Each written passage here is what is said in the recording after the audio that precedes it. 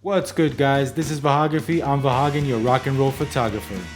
And in this video, I'm going to give you 10 important tips when you decide to sell your gear, cameras, lenses, or whatnot online. Check it out.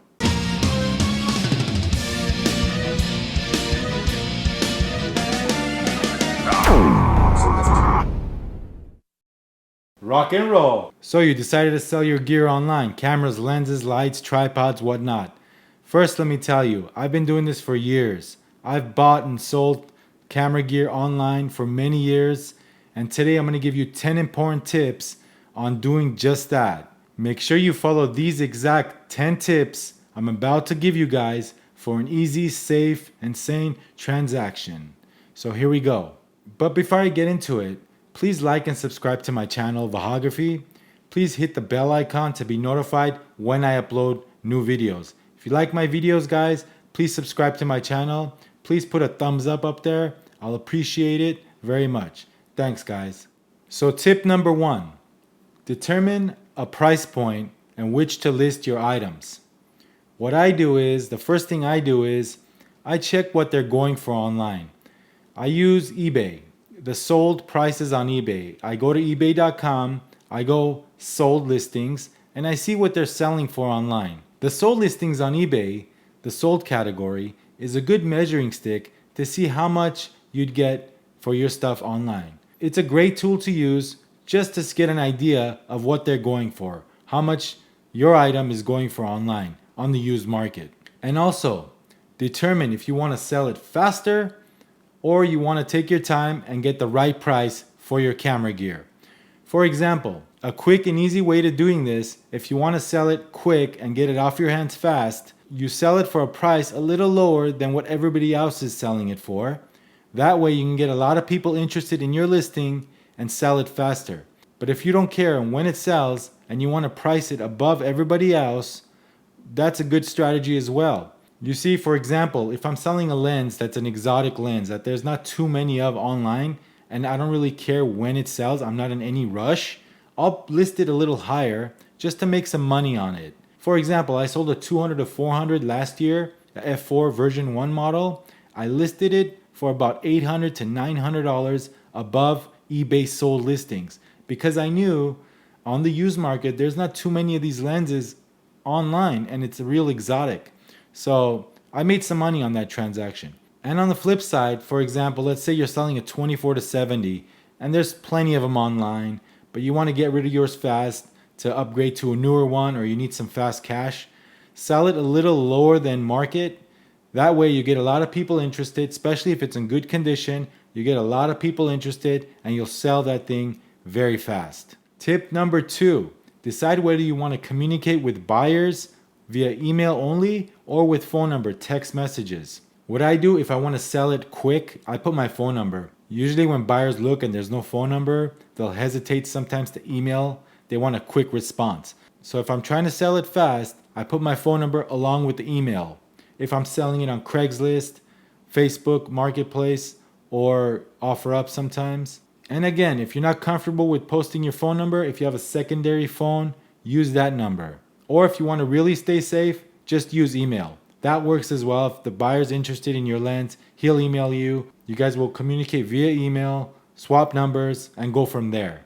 And before I get to tip number 3, if you watch my buyer's guide video, which I posted earlier, you'll notice that I prefer Craigslist, Facebook, Marketplace, or OfferUp to buy items because I want to test out the lens or the camera. I want to touch it. I want to see it before I pay for it.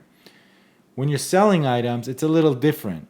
You can post on eBay. There's a hassle of shipping and this and that. This is going off local sales, which I really prefer over eBay. Just a personal preference, guys. I don't want to mess with shipping. I want to sell to somebody locally, meet up with them, and get it done. Tip number 3, screen all offers you get and wait for the right price. Don't be in a rush to sell, guys. If you don't need money right now and you're just putting it out there, you want to sell your item and you're not in any kind of rush, like I said, wait for the highest offer. For example, let's say you have a couple of buyers interested in your item. They're texting you, they're emailing you at the same time. You want to wait for the right offer. Sometimes what I do is I have a buyer A that's ready to buy at this price. I have a buyer B that's really interested and wants to pay another price a little higher. I wait for the right price at the right time. So screen all offers and wait for the right price at the right time.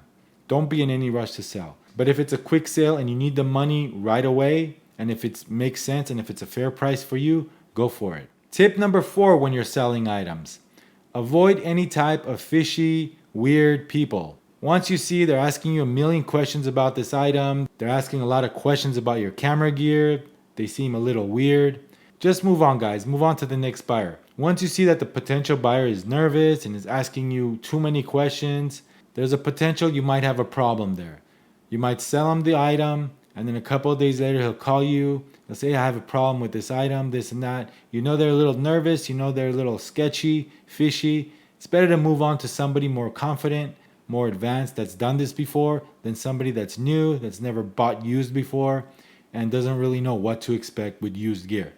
You know, used gear, it's used gear. It's not like new. Sometimes buyers online expect you to treat them like as if you're Sammy's camera or a store, but in reality, you're just an individual on a private sale. So if you get buyers that are asking you way too many questions, are a little nervous on the deal and never done this before, it's better to move on to the next buyer that's a little more experienced in buying and selling online. Tip number 5, guys, and I have a really strict rule when it comes to selling something. If I'm selling something, I expect the buyer to come to me. If you're selling an item, never go and deliver the item. No deliveries whatsoever. Don't travel from your city to their city just to sell your item. If you're selling a product, they should come to you. Always meet at a safe location and take a friend with you. Always take somebody with you just to be on the safe side. Tip number 6. Never agree to hold an item for somebody if they agree to a price online and they tell you, you know what, I'm getting paid next week, I just don't have the cash right now.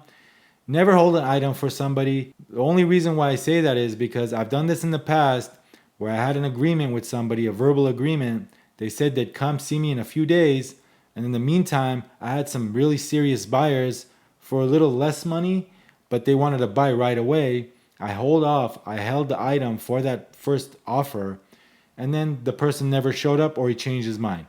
So never agree to hold an item. If they're ready to buy now, if they have the cash now, do the sale. If not, just move on to the next buyer, guys. Very simple, guys. The first one that comes with cash in hand gets the item. Simple as that.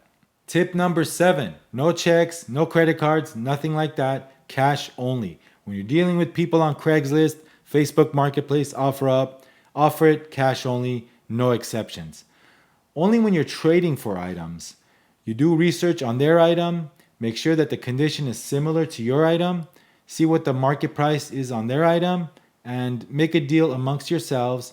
If your item is worth more than theirs, it's trade plus cash on the side. So cash and trade if you're only trading. A lot of buyers, they email you, would you trade for this? Would you trade for that? So cash only, guys. No credit cards, no trades, no borrowing anything, no favors. If you want cash, you should get cash. And like I said, if you're trading, make sure you get a fair market value for their item as well as yours. Tip number 8, guys, and this is important as well. You're at a safe location, you meet with the buyer, you have your friend alongside you. Before you show your item, before you pull it out of your bag, ask to see the money first. There's a lot of scammers out there. You want to avoid people that are scammers. You want to avoid people that are not legit. I've come across my own bad experiences with people, and you just want to avoid problems like that. Kindly ask the buyer to show them a little bit of the money. I do that all the time. I mean, if the buyer is older and he looks like a professional, that's fine. You got to be the judge of that. But if a young kid comes in and, you kind of don't feel comfortable with the situation, you want to see the money before you show the product. Let me tell you a story, guys. I have a close friend that sells on Craigslist all the time. And he told me this story where he was selling a D850, Nikon D850. The guy was checking the camera out, looking at it, and then the guy just takes off running. My friend said that he was an athlete, pretty fast runner. He couldn't quite catch up to him. His camera was stolen, guys. Sad story, guys, but you want to avoid any type of dealings like that. I know this is the world we live in right now, but you know what? You got to be careful. You don't want to lose your item. You don't want to have the item stolen in broad daylight. There are some brazen thieves out there. They'll do anything, especially if you're selling an expensive camera like a D850 that's worth thousands of dollars. You know, there's brazen thieves out there. They don't really care. They'll just take the camera and run. And there's nothing you can do about it. So be careful, guys. Tip number 9. Draft up a bill of sale, simple letter.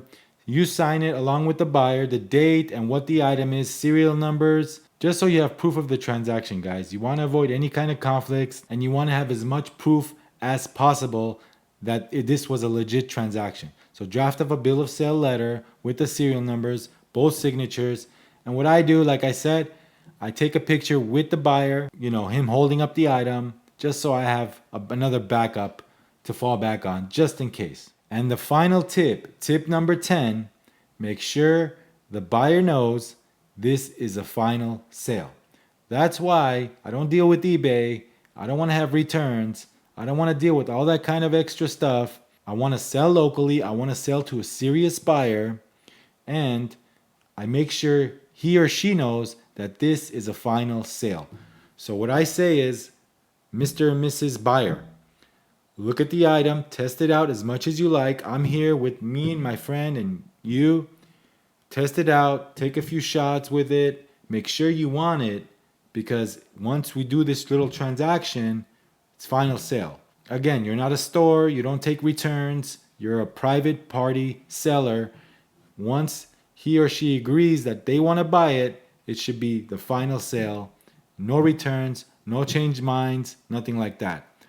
Alright guys, hopefully these tips help you sell your items online, your camera gear. Stay safe out there. Follow my tips and you'll be just fine. And remember, take a friend with you. Meet at a safe location. Daytime is better than nighttime. Starbucks is nice with a lot of people around. A bank, a police station, whatever. Somewhere safe and local.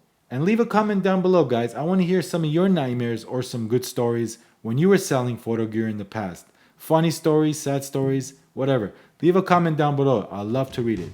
This is Vahagraphy. I'm Vahagn, your rock and roll photographer. See you on the next video.